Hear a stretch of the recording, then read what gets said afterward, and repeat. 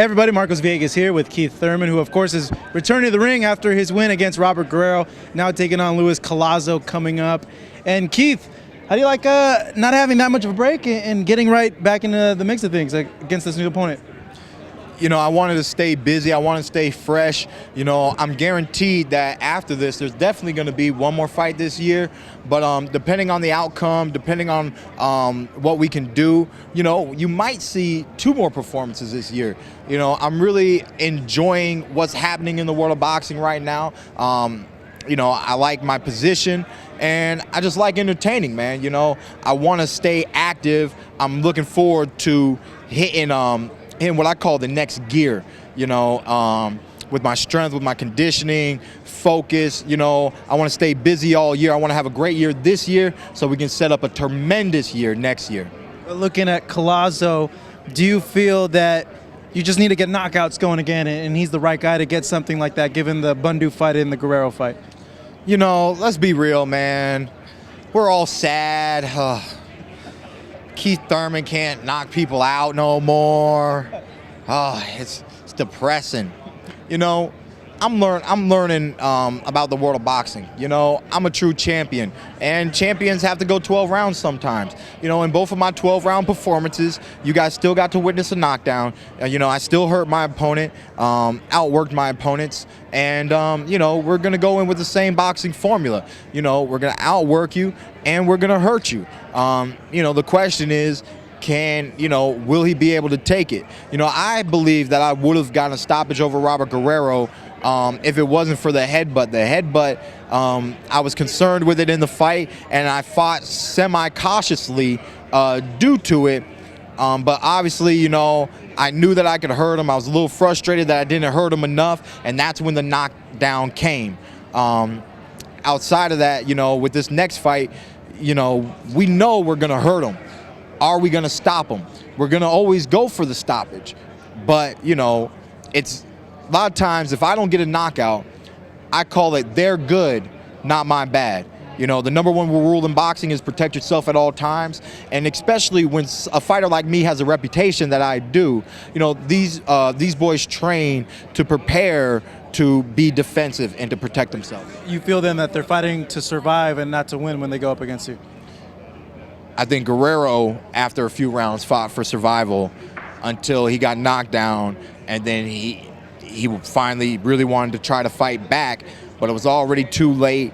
And, you know, even though he was physically applying pressure, he wasn't accurate. His hands weren't really doing nothing. His strength really wasn't there. But, you know, he got this, like, adrenaline rush in him. So, you know, like I said, man, boxing is what it is. I'm looking forward to a knockout, and we're hoping that we get it. This fight's going to be in your home state and hometown, correct? In Tampa, Florida. Is that a thing where you look at it and you get excited, or you look at it and feel like, oh, this might be a little stressful because it's home, a lot more attention from all sorts of people? Actually, man, it's gonna be a lot of fun. It's going to be a lot of fun. You know, I'm looking forward to within the next 3 weeks, we have plans on getting on some radio shows back at home and really starting to get the wheels turning on promoting this event, you know. And I got a lot of fans and a lot of friends and family that haven't had the opportunity to come out to Vegas. You know, my past 2 fights were here in Vegas, and I just know a lot of people that are truly excited to see me fight live, you know, in my hometown, you know, Tampa Bay. I'm looking forward to packing the house. We have tons of local talent on the undercard, and I know there's going to be a lot of people coming out and supporting them, and I'm just really looking forward to it, man. It really should be fun, and, you know, spreading the word that, you know, Tampa Bay, once again, you know, has a champion. We had Winky Wright, St. Petersburg, Jeff Lacey, St. Petersburg, Antonio Tarver from Tampa, and now Keith one-time Thurman, born and raised in Clearwater, Florida, man. So now the whole Bay has felt what it's like to hold a title, man, and I'm truly proud of it. Hulk Hogan lives in your neighborhood. You ever run into him? Matter of fact, Hulk Hogan's son boxed with me around the time that his son was, I think, 12 to maybe 13, a fresh teen or whatnot. He brought he brought his son down to get some boxing lessons, and he boxed with me and Ben Getty for several months. Hulk Hogan came to our rec center and you know, would drive in with his Hummer and things of that nature. I've seen him, you know, at local shopping centers growing up and stuff. So I know the Hulk, man. And were you a Hulkamaniac growing up? Like, when you saw him, were you like, oh my God, it's Hulk Hogan? Because I would have freaked out because I was a huge Hulk Hogan fan growing up.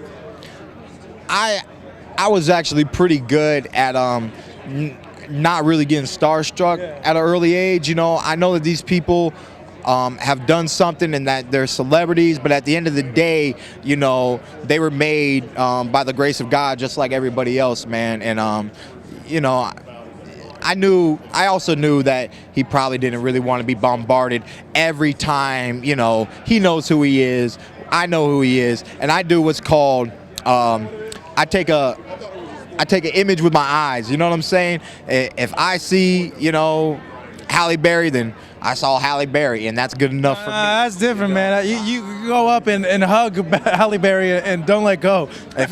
You're right about that.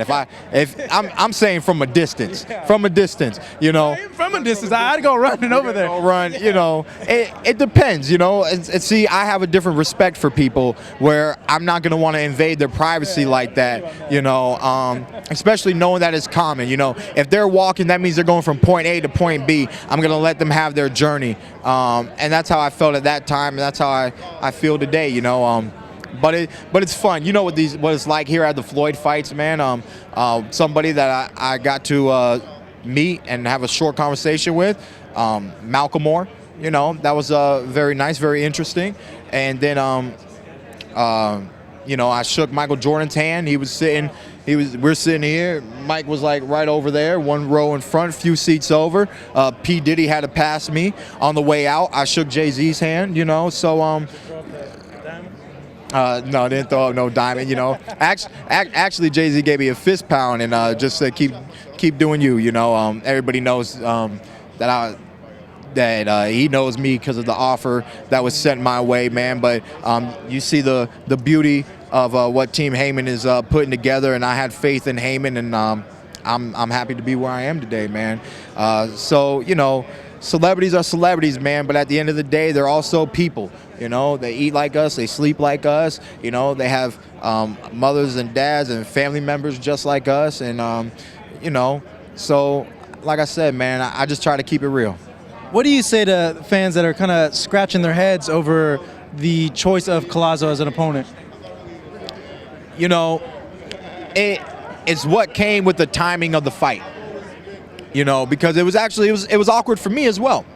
When I first got the call from Al Heyman started talking about a few fighters, and I thought he was talking about the list that I was going to be able to get. And then he was like, "Nah, those aren't right now." Who were? Hold on. Pause right there. Who were the guys that you're talking about right there on the list? I'm not discussing that. I'm not discussing that. Right, you know, I want Amir Khan in the future. Al's highly aware of that. I actually asked for Amir Khan for this fight, but Amir Khan took another date and took another opponent, and then for like a week there were rumors about me and Sean participating on this card, and then a week later that died out. And so when I got the call, I didn't know who I was gonna get, you know. And then he said, normally he gives me a list of names, right?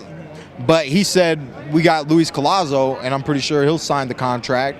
And like, for the first time in my career, I was only presented with one singular name, you know. And I told you guys 1,000 times before, I'm a yes man.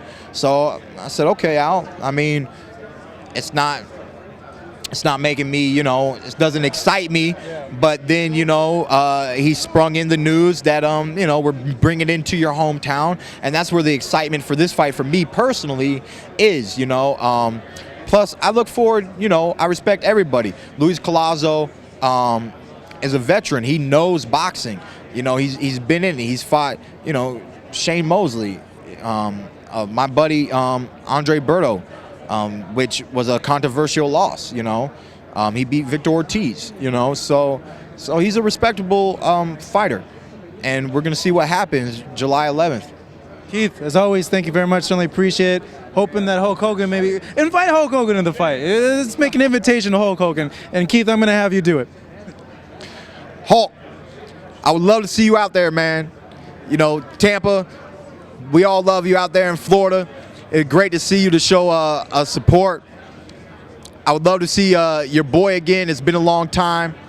And if I don't see you, tune in and take care. God bless.